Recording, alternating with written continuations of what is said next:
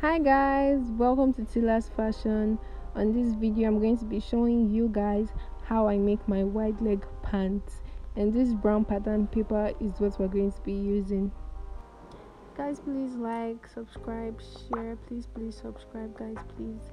It might not mean anything to you, but it means so much to me, so please hit that subscribe button. And yeah, let's get right into this video. So these are the measurements we're going to be using. We're going to be using the waist circumference measurement, hip circumference, thigh circumference, the length of the waist to the knee, full length, and crouch depth. But if you don't know what crouch depth is, this is basically what it is, and it's just like the length from your waist to your crouch, basically. Yeah, let's get right into the video.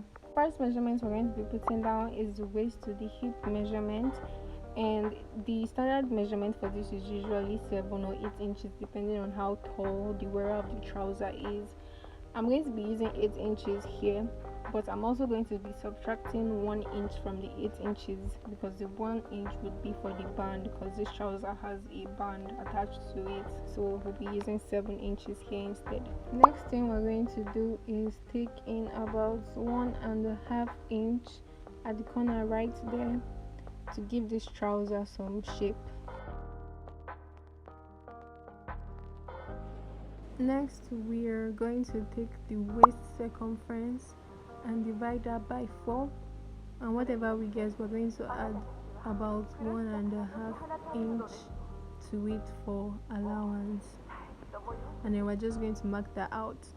And right at that point, we're going to go in by 1 inch just to give it like the whole trouser shape, and to make the trouser more comfortable, we'll go in by 1 inch and connect that to the edge of the trouser. Next, I'm measuring out the crouch depth from the new line I've drawn there, the green line. The crouch depth is 8 inches, but because this trouser has a band, I took out 1 inch from it, so I'll be measuring out 7 inches, and I'll just be extending that line. Next, I took the thigh circumference and I divided that by 2, and then I added 1 inch allowance. So I'm just going to mark that out and connect it with a curve. Now I'm just taking the length from the waist to the knee, and don't forget guys, this trouser has a band, so I took out 1 inch for the band.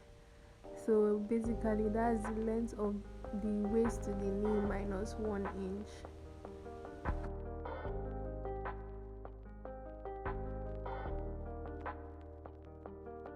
Now I'm making a straight line from point A over there, which is just a reference line that I'll be using to make other connections later. At this point, we'll be giving the trouser a little more shape. So what you want to do is take 4 inches down at that point and then take it in by 1 inch. So we took it down by 4 inches and in by 1 inch to just give it a little shape from that reference line. So I'll be doing the same thing I did on the other side. On this side, I'll be taking it down from the hip line about 3 to 4 inches and then taking it in by 1 inch just to give it a little shape, and then I would finally connect that line to the knee line.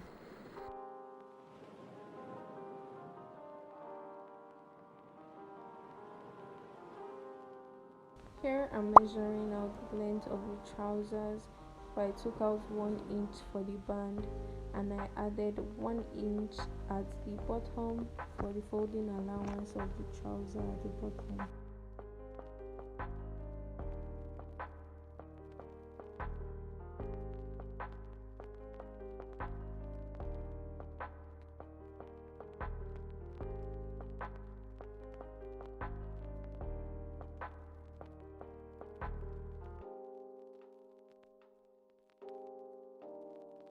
So after cutting out the front piece, I placed it on the brown pattern paper to cut out the back piece of the trouser. So at that point right there, I'm measuring out 2.5 inch, 2.5 inch, and from that line I'm going to take it down by 1 inch, because the crouch depth of the back pattern or the back piece is usually deeper than the crouch depth of the front piece. So we're going to be taking it down by 1 inch. So at the top right there, because the band at the back would be elastic, we want to give it space. So I'll be adding 3 inches there just to give it space to be elastic enough, and then I'm just going to connect that to the previous line we made. So at the side there, I'm just going to be taking 2.5 inches, and I'm just going to connect those dots together with a line.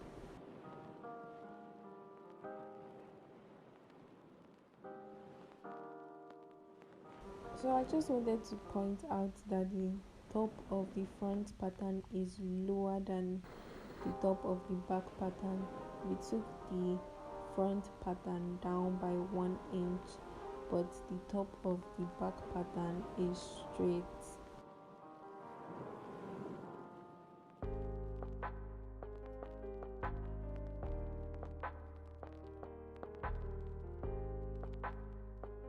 Over to the band.